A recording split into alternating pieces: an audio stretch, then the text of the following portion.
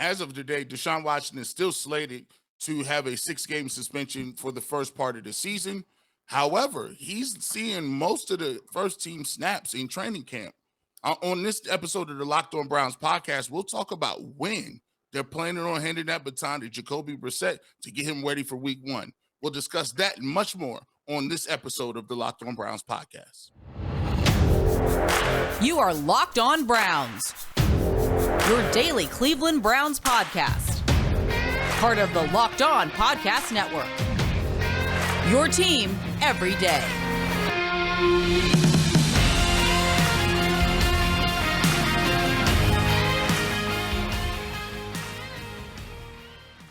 Welcome back, my friends, to the show that never ends, your daily delivery of all things dog pound.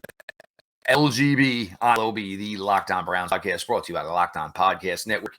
Your team every day. Your host, Jeff Lloyd, at Jeff_LJ_Lloyd from the Ultimate Cleveland Sports Show. Of course, the Barbershop, 92.3 The Fan. Garrett Bush at GBush91. As always, appreciate everybody who makes Locked On Browns their first listen every single day. Of course, the growth now with football season opening over on the YouTube channel has been fantastic to this point. Certainly could not be more appreciative and thankful for everybody who's jumped along, subscribed. Make sure you're hitting the notifications so when the episodes drop, you are ready. You've got them at your disposal. We are going to get a little bit here today. Look, we've gone over the line as far as trying to cover every angle of this Deshaun Watson. We're not going to sit here. Look, if the NFL does indeed decide to appeal this, it's news. We'll absolutely have to discuss it. But we are not going to discuss the thought process of whether or not the NFL is going to appeal this. Look, we got a team to cover. This team in a week, less than a week and a half is going to be playing an actual preseason football game. But we're not going to sit here and try to speculate on what the NFL's intentions are as far as the next step. Deshaun Watson getting the first team reps. We're going to get into that. The wide receiver room we're going to get into. One thing we wanted to get into, we weren't able to yet. There are 4 field designs out for the layout of First Energy for 2022. They're not going to differ, but I have a feeling a little bit on that one, but we're going to get to that. Deshaun Watson, to this point in training camp, Garrett, he is still taking most, if not all, of the first team reps. And I understand you're in a difficult spot where you have this new quarterback who will miss, the first 6 weeks of the season. By the time he does come back October 23rd in Baltimore, week 7, which he is tentatively stated to return, you will be talking about a quarterback who almost hasn't taken a live rep in the NFL for 2 calendar years. I understand all that. I understand it's a new system, new talent around him, everything. But there's not much difference between that and the guy who will be starting week 1 for the Browns in Carolina, and Jacoby Brissett. This is a new system around a whole bunch of new talent. Granted, Jacoby Brissett did play last year. Deshaun Watson, for all that you invested in him, it pretty much should just be, hey, you should be ready to go October 23rd. Don't care why, don't care what you have to do to get yourself ready. But when I pay you $238 million, it shouldn't be about shaking off the rust. It shouldn't be about whether or not you are ready. If I have to play my backup quarterback for a significant amount of time, the first 6 weeks of the 2022 season.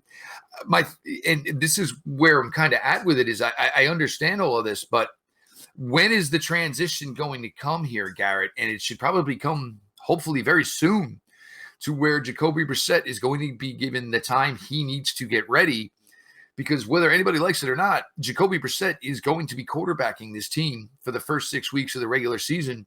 And he needs as much time as he feels he needs to be able to be the best player he can for the Browns over those first 6 weeks. I think Kevin Stefanski is in a tough position right now because he's in a position where, you're on one hand, you're trying to get a quarterback who hasn't played in a while acclimated.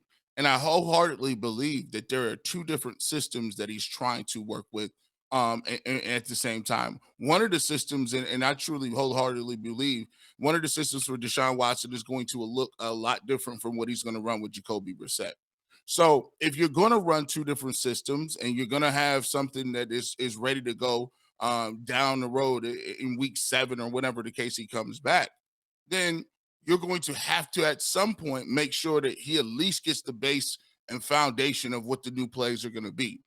And you're also strapped with the idea that you have to have Jacoby Brissett be able to come out there and be as comfortable as possible, making throws and reads and getting acclimated to taking those first team reps. So for me, it's a very difficult situation.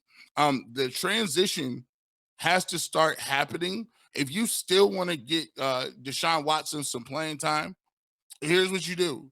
You if you're gonna have him getting playing time, play him in a preseason like it's the he's not going to be suspension. Like if you were just going to go through a regular preseason where you're giving those reps and your snaps to starters, that would mean during the first game he's going to play a series. During the second game he might play 2 series, and the third game he might play a series or not play at all. And then from there on, you get the rest of the lion's share of the reps. I wouldn't mind Jacoby Brissett being able to having to play a whole half. To me, he would play quarters, 2-3 quarters if it was up to me, just to get him comfortable in what he wants to do. I'd have him playing a bunch and a ton. And in practice, I'd probably start dwindling it down to a point where even though Jacoby Brissett is going to come out second, I still have him running 65% of the snaps with the first unit, 65% of the snaps, and continue to do that. And then I tell Deshaun Watson, we only giving you these touches to knock the rust off, right? We'll get you back up and running when those first 3 weeks you're suspended. Those next 3 weeks, that's when you're allowed back in the facility. That's when we start our install on what you're going to be running. And this is just to get your feet wet and see what we got and knock the rust, have you get that confidence, get back to the show. You can still play in this league at a high level, and then you can get your mind right coming back to the third part of his suspension and work it like that. What are your thoughts? I think that's maybe a way you're going to go about it. And maybe you can go, first preseason game, just get it out of the way. Maybe the third preseason game, you let Deshaun Watson start, but you treat it like it's a 2-minute drill. You go out there, we get the ball, our first drive, we go out there, we're going to run like a 2-minute drill. You want to work in game-like conditions. And look, you play these preseason games, obviously under a game structure, but you can choose how to do what you want to do. You keep in mind things like that, a 2-minute drill. This is something Deshaun Watson hasn't done in an extremely long time. And you can practice this. It is not the same. Even though you have people, at the practices, you're not getting simulated crowd noise of 70,000 people. You're in a road game. I mean, but for an example, what happens if this game is tight? First game he comes back. It's a tie game. 2 minutes to go. Browns have the ball in Baltimore. You're on the road. First things first, we know what some of these folks in the stands are going to be saying at and towards Deshaun Watson. So, but you have to find a way to get, even though it's a small sample size for Deshaun Watson, you have to do everything you possibly can to get him as much to where he thinks he's ready to go. But Jacoby Brissett, look, if he is the lesser player, he needs more time. He needs more time than Deshaun Watson does. You bring up a great point, and I think this is something that a lot of people don't understand, is that Deshaun Watson is allowed back in the building week 4. So number one, he can do some scout team stuff for you. Similar. You're going to have a better arm for your defense to see. As far as prepping for the next week's opponents, you can slowly work it in. There's going to be a lot of young guys, practice squad guys that, once practice ends, come here, guys. Oh, no. You guys aren't done yet. DW needs some more work. So you're all going to get out here. You're going to get a little extra in today because, Deshaun Watson needs the time he's going to need. But like you said, it's a very, very difficult spot. It's very rare that you're in this situation where you're trying to prep 2 brand new quarters and you're not going to be playing the quarterback ideally you want to be playing. So you have to get the second one ready. But I think we're going to start to see a transition here where Deshaun Watson is going to get less of the first team reps. You'll start to see Jacoby Brissett get more of those. And maybe complicating things, in which we'll get here too in segment 2, is the wide receiver room. That situation is certainly not helping anybody right now with a bunch of guys off to the side here. A little bit more coming your way. Garrett Bush, Jeff Lloyd, your latest Locked On Browns. If you haven't tried Built Bar Puffs yet, you are depriving yourself of one of life's greatest joys. And guess what? There's a new flavor. Ready? Delicious, indulgent cookie dough covered in chocolate. That's right. Built has done it again. Let me introduce you to your new favorite. Cookie dough chunk puffs have a light and chewy texture. Real cookie dough chunks, and of course, they're covered in 100% chocolate. All of the joys of eating cookie dough without the hassle of actually making it. Plus, it's healthy for you. Cookie dough chunk puffs are only 160 calories, and they have a whopping 15 grams of protein in them. Run to Built.com to snag a box for you and the family. It will be the perfect treat. Or you can find a real good hiding place and just hoard them for yourself. Like all Built Bars, the new cookie dough chunk puff is covered in 100% real chocolate. That means they are healthy and tasty. The chocolate-covered cookie dough with a light, fluffy texture, so good. What's great about Built is that all of their bars are made with collagen protein, which your body absorbs more efficiently and provides tons of health benefits. Eat something that tastes good and is good for you. You are going to love the new cookie dough chunk puff, whether you need a snack for your workout, night treat, or just to grab a quick bite. Built the perfect protein bar, and they taste better than a candy bar. Ditch the calories, fat, and sugar. Grab yourself a Built Bar. Go to Built.com. Use promo code LOCKED15 and get 15% off your order. Again, promo code LOCKED15. Back on the Locked On Browns podcast. I want to thank everybody out there for continuing to support. Let's see if we can get to 3,000, man. Let's see if we can get to 3,000 by, I'm going to throw it out there, by the second preseason game. That's kind of arbitrary, but we'll throw it out there. We almost at 2,500. See if we can get to 3,000, man. Continue to look for our daily podcast. Continue to support us on all major platforms, wherever you download your podcasts as well. And make sure you subscribe to the Ultimate Cleveland Sports Show on YouTube. Hit the notification bell and make sure you like. Small gesture for you guys, but it's means a whole lot to us. So thank you, and we thank you in advance. Jeff, we talked earlier in the first segment about when these reps are being distributed, how we're going to give them, and how you're going to get on the same page. Now, one of the things that really counts is the receiver core as well. The quarterback is just one part of the equation when it comes to your passing game. You need the quarterback and you need the offensive line with the protections as well. So when you look at the receiver core right now, and they're dropping like flies, we've talked on here a lot about the Browns going out, possibly getting a receiver, possibly getting a veteran there. And one of the things that we talk about is you got Anthony Schwartz down. You got David Bell, who is really part of your plans. He's down. You also have Isaiah Weston, who is probably done for the season with an ACL-type injury. Then you look at Amari Cooper, who left practice a couple days ago, did not return with that ankle sprain.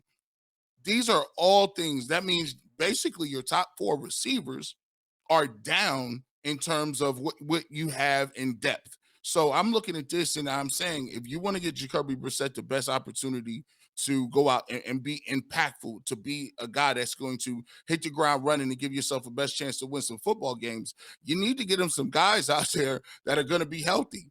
Some of the young guys already needed the reps. Anthony Schwartz needed the reps. David Bell really needed the reps. I'm not worried about Amari Cooper. That's just more along the lines of, all right, well, I would like to have Amari Cooper out there get acclimated to who's throwing him the football, but he's been in OTAs. He's a veteran. I don't have a problem with that.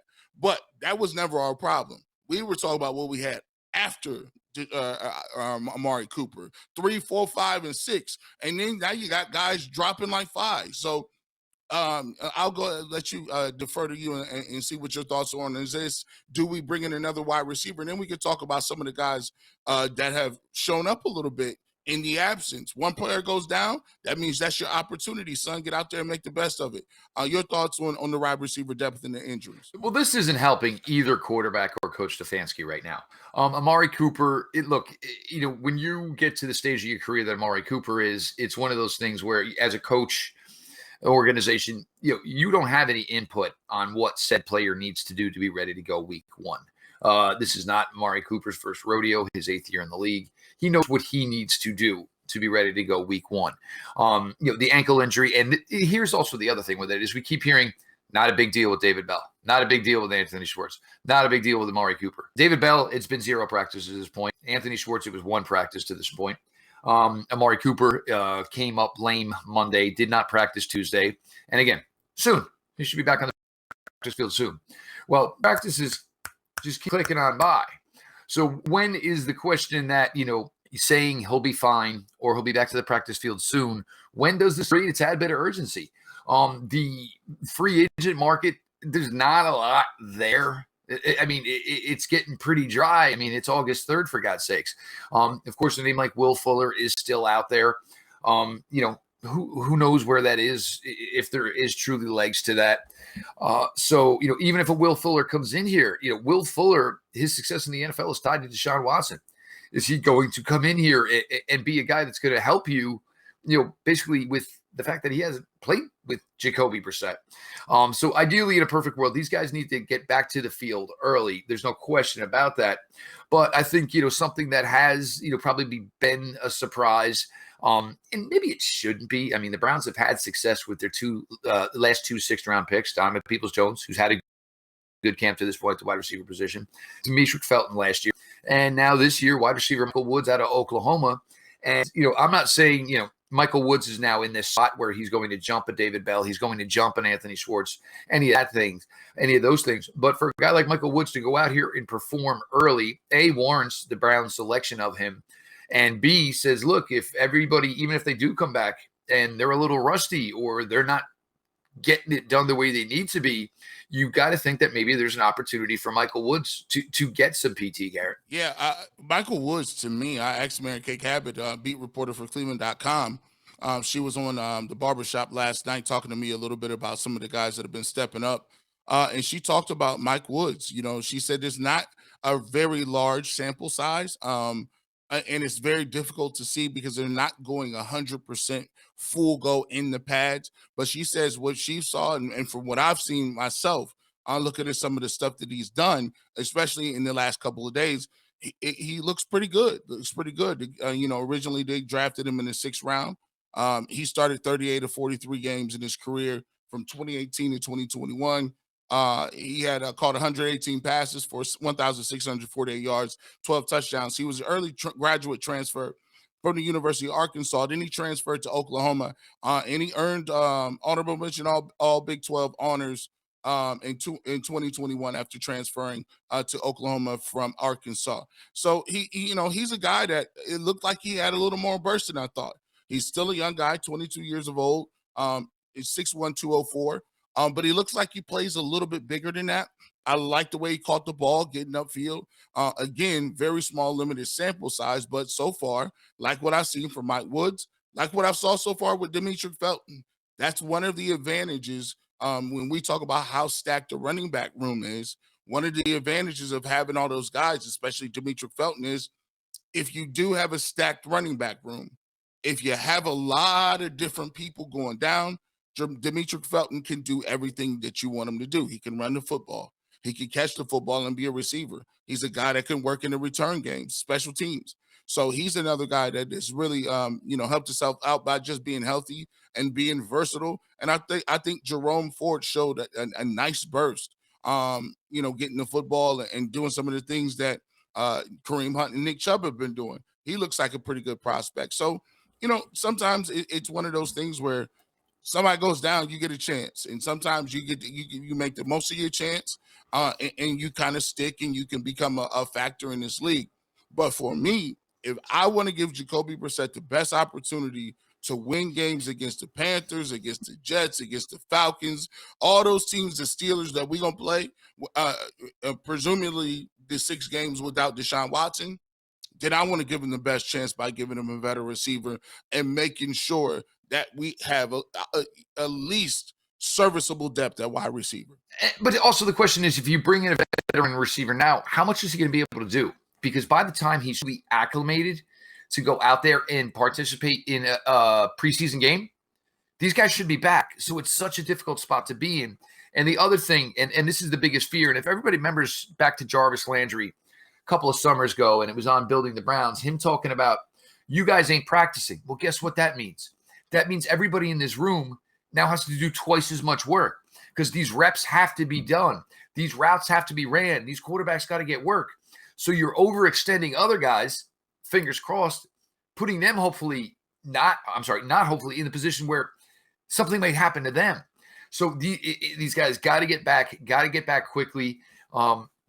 You need to hear some positives as far as this wide receiver room, as far as health, and like pretty quickly, because we've talked about this, a bunch. Look, you're going in there to Carolina week 1, and I'm going to tell you right now, you could see 11 men in the box.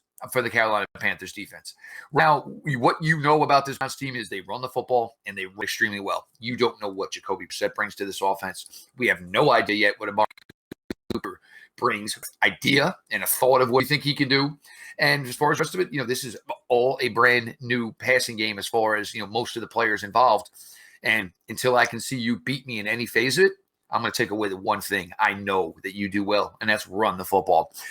Fun one here. The Browns have leaked 4 possibilities for what the layout for First Energy Stadium will be for 2021. We're going to get to that here in a second. Garrett, Bush, Jeff Lloyd, your latest Locked On Browns. Again, just want to thank everybody who makes Locked On Browns their first listen every single day, whether it's your favorite podcast platform or, of course, now on YouTube. Welcome back to the Locked On Browns podcast. G. Bush in the building, Jeff Lloyd in the building. Thanks for being with us here today, as always. You can follow me at GBush91. You can follow Jeff at JeffLJ_ Lloyd. Once again, that's Jeff_LJ _Lloyd. And you follow us on Twitter as always, man. So we're almost there. We're going to continue to keep doing this thing. Preseason is right around the corner. You don't want to miss it. We're going to be breaking this thing down like we always do. Definitely keeping the fresh content coming every day. So keep subscribing, keep liking and giving those 5-star reviews as well. Jeff, overall, we haven't got to some of the fun topics. We've had such great news, and that was being that was being very facetious there. We haven't had too much great news in the last few weeks, right? We've been very sarcastic there. But when you talk about this one, I really love this topic. The Cleveland Browns, one of the things that I've always had an issue with is the Browns are very conservative and vanilla when it comes to just basically everything. We're the only team without a logo on our helmet. We're the only team who really doesn't have a mascot. Even when you talk about the logo, we just have a brown helmet. Like every other team at least has a logo. We don't even have one of those. So now there was a thing going out there where we're picking the best options for what you think the Browns should do on the football field. A lot of people out here are a big fan of the Elf. The Elf outsells everything when it comes to merchandise for the Cleveland Browns. Even though that Elf is not officially the mascot or part of it, it is still seen on memorabilia, that is sold for the NFL Network, the NFL shops, all of the merchandise places still use the Elf. So the question was out on Twitter: which field do you really want to see or would vote for in terms of what the field looks like? Because right now, sometimes the Browns don't even have anything in the end zone. Sometimes they don't even got nothing in the middle field. Like, we trying to come up with something consistent to at least, if you ain't going to put it on a jersey and you're not going to give us alternate helmets and you're probably not going to give us another third jersey, the least you can do is give us something in the middle of the field in the end zones. And for me, I like the Elf, not the nice Elf. I like the mean running Elf, just giving them the Jim Brown stiff arm with the Browns in the end zone. I like the little AFC logo there. I know that they won't go with the dog, which I've always been confused why they wouldn't use a dog to symbolize the dog pound. I mean, you got Swagger, the dog mascot. Why not have that to be the mascot? But if you're going to do it, I prefer the running Jim Brown, high-stepping, stiff-arming Elf in the middle of the field over the Browns' regular orange helmet. Your thoughts, Jeff? Which one do you like? It's an elf, man. It's an elf. Like, seriously. Like, I look at it, I think of like the Lucky Charms commercial. If y'all remember the Flintstones, they had that little guy who came from outer space, Kazoo. Yes, when I see this, like, in the first thing, like, I get it. It's a team that essentially doesn't really have a logo. The logo is an orange helmet. And sometimes, and what did we all say before the Washington football team went to Commanders? We said, you know what? Washington football team isn't bad because it was unique. Nobody else had it. So the plainness of the Browns' orange helmet as its logo, sometimes just having something is better than trying to go further with it. Other thoughts here. End zone, Browns and white. No way around it. Browns and white. It plays off the sidelines around the entire field. The white pops. I'll cut you this. If you want to put the elf in the end zone, I'm all right with that. Yes, and it's got to be the stiff arm elf, not the one where he's trying to pump his chest. I mean, like he's smiling but trying to puff his chest like he's this tough thing. It's an elf, for God's sakes. I understand. It's cute, it's adorable, all of these things. But is that what you want to associate your team with? It's cute. I just in a world where lions and panthers and things like this are sports teams' names. The fact that we want to go with the elf. Granted, the one with the stiff arm, it's a cool look to it. I got to be honest. If that's the one that was the brainchild of Nathan Segura, I got to be honest, that's probably the one it's going to be. I ain't going to lie to you. It seems kind of like, that one maybe tipped a tad bit. But Browns in the end zone. Me personally, I don't care if you have the AFC logo in there or not. If you want to put one of the elves in there.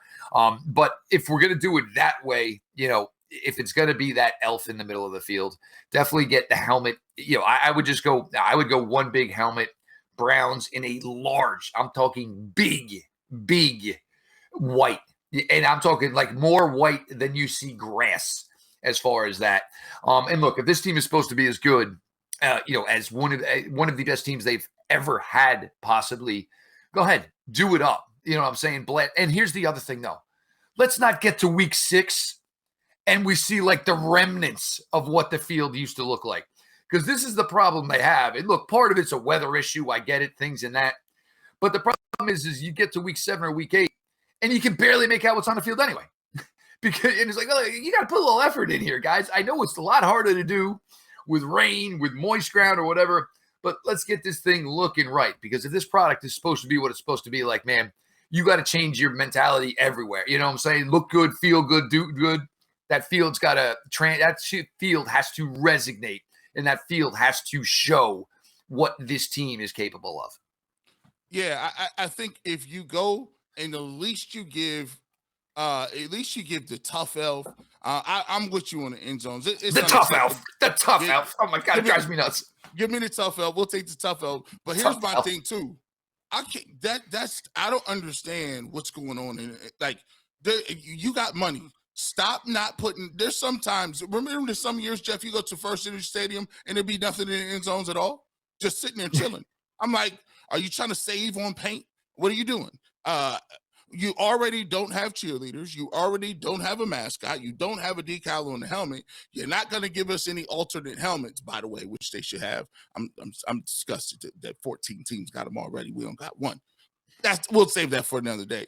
But I'll agree with you, man. And if you can give me the tough looking elf, I'll be cool with that. All right. Well, I mean, look, the helmet. You've always done the helmet. So if you're going to go different, give the people what they want. Not being one of those people. I will just tell you that right now. I would rather the dog. I would rather the vicious looking, the dog for me would probably work. You could do it right. But I have a feeling, and especially when Nathan Segura said it was his, I have a pretty good feeling that I think it's going to be the stiff arming elf at center field. But just make it consistent. Can it be there every week? And can the field look crisp and clean? He is Garrett Bush, part of the Ultimate Cleveland Sports Show. Monday through Friday, 11 to 1 on YouTube. The Barbershop 92.3 The Fan. Certainly open a little bit more during the summertime, but every Saturday morning, 9 to noon. Garrett was in there late last night. If you guys were up, it's very rare you get a Jeff Lloyd, Garrett Bush convo at 11 o'clock at night, but there was one there last night. In there, man. We did that, man. Definitely. Yes, indeed. So make sure you're checking out all of Garrett's work. Very, very busy this time of the year. Things picking up for everybody who afforded Garrett and I a ton of opportunities. Starting Monday with all the Browns news that broke. We appreciate it. I know I woke up yesterday. Voice was a little sore after speaking a ton on Monday, but any chance we can get to go out there and push our product, we certainly are appreciative of all of that. Make sure you're following at GBush91. Myself, Jeff Lloyd, Jeff_LJ_Lloyd, the show at Locked On Browns, follow that account. DMs are open. Questions, ideas, thoughts. You guys are always free to hit me up. As much as you guys do and spend time here, the least we can do is pay you back in spades. Appreciate everybody who makes Locked On Browns their first listen every single day, whether it's on your favorite podcast platform or, of course, now on YouTube. Make sure you're following, subscribe to the show, hit the notification button, get all the info as soon as it hits so you've got it right into your ears. It's more's coming here, obviously. The Browns practicing today on Wednesday. Browns will have off on Thursday. Then it's going to kind of shift into a preparation as the Browns will play a preseason game next week. So tons of coverage. Garrett and I always here to bring you the all the news we can, the best to our ability. We're here every day to give it to you guys like only we can. So with all of that being said, hope everybody enjoys to kick the week's tail. Happy hump day. And this has been your daily delivery of all things Dog Pound. LGB on the LOB. Let's go Browns.